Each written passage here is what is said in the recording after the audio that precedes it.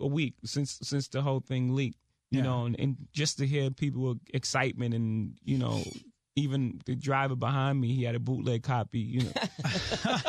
So I get out the car and he's like, this really hard with his head. He's bumping his head. I'm like, hey, man, I'm right here, man. At least hide it. Yeah, right. How'd you get that? You got a sold-out concert tonight at the House of Blues. House of Blues, first of all, is one of the greatest venues in Chicago. I mean, just acoustically. I thought the show was free. Well, I don't know. It's capacity. You can't get a ticket. Hey, I know that. Bootleggers sold tickets, man. Dude. You gotta make $1 somewhere. Yeah, for sure. People can't get in, but all the vibe on Facebook is Jay-Z and he's bringing. Explain to Chicago tonight the concert is going to happen. Is it just Jay-Z nonstop? Do you have any tricks up your sleeves? Surprises? No, I got my sleeves up today, so there's no tricks. I'm coming in by myself, and you know I'm going to rock. For sure. Yeah. No pun intended, rock. And I'm going to give you props, man. Pun intended. Okay, pun intended. You have great club bangers. I mean, like I said before, but one song that I want to give you props on that I love, my favorite Jay-Z song is Song Cry.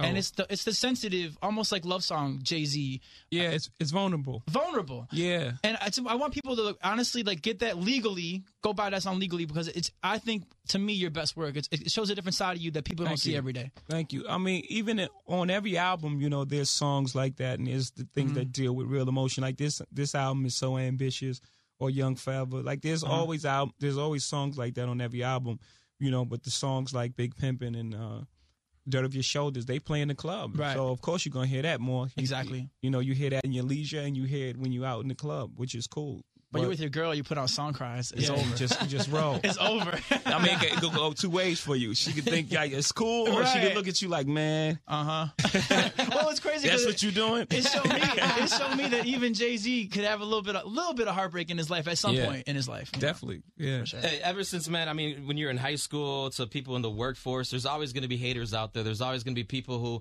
want to run their mouth, you know. And I mean, people in the other day, T-Pain said a little something about you. Does that, like when you wake up the next day and you hear it, is that something that really pisses you off? Do you feel like you have to respond to something like that, or you just brush it off? Yeah, I brush it off, you know, because it's not based on anything real. If it was based on something real, then it would be like a back and forth or some type of problem. But it's not based on anything real. When I made DOA, I made it because it needed to be said. Yeah. Okay. You know, so there's a dialogue between people. Some people feel it, you know, it's cool. Some people don't even know what it is. Yeah. A lot of people are like, what is auto-tune? I don't even know what that is.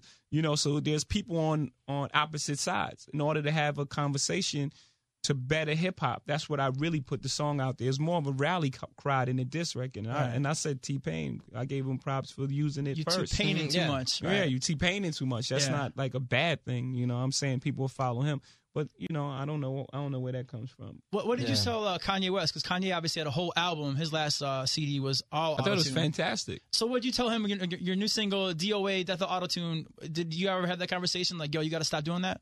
No, we you know, I can't. That's his art. I can never tell him what to do with his art, or he couldn't tell me what to do with my art. True. You know, so what happened was actually pretty much his idea. Oh, really? You know, we were all in the studio and we were in Hawaii, and that track came on. And he was like, "Oh, this is just so hard." He started moving around the room like he does, and he was like, "Man, this got to be against everything, auto tune." And I was like,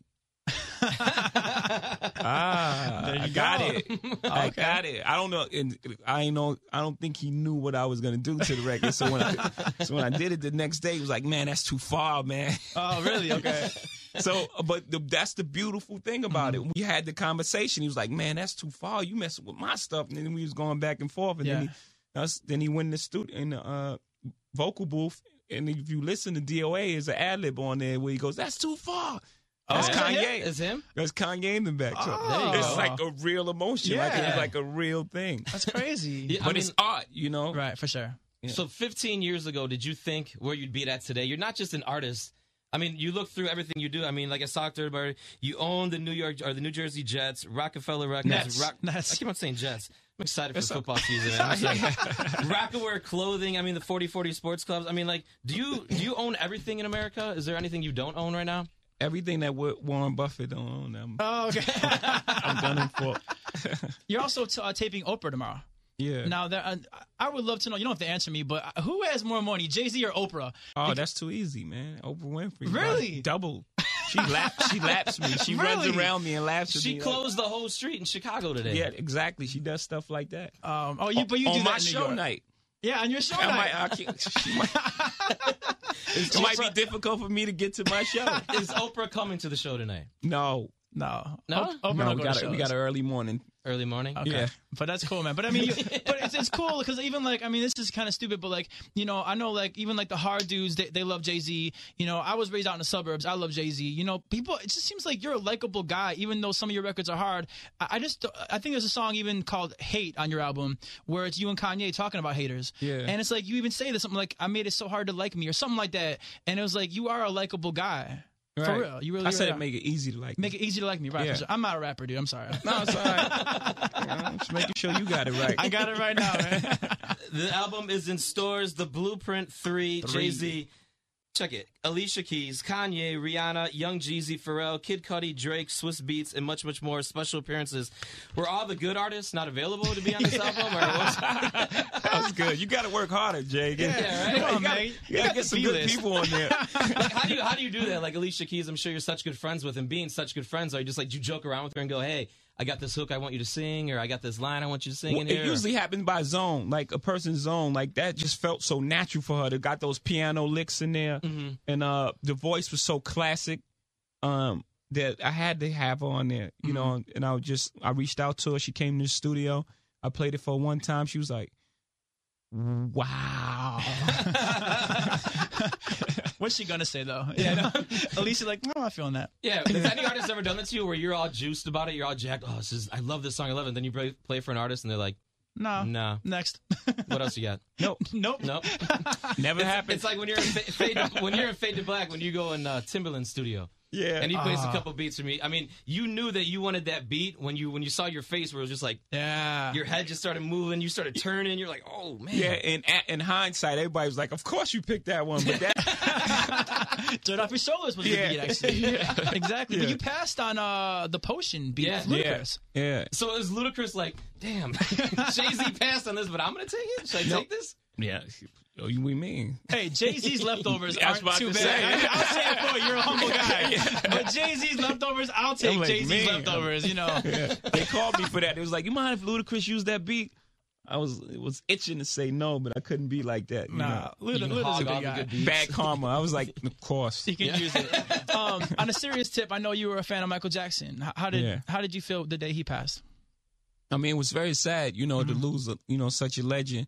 But, looking on the bright side of things, I mean, other than his family, and everyone that's going to miss him, his legacy, we were able to celebrate him for the first time in years without any allegations or any name calling or any media or any other, those other things that have happened in his life. We were able to celebrate the genius of this guy, guy who's the greatest entertainer of all time.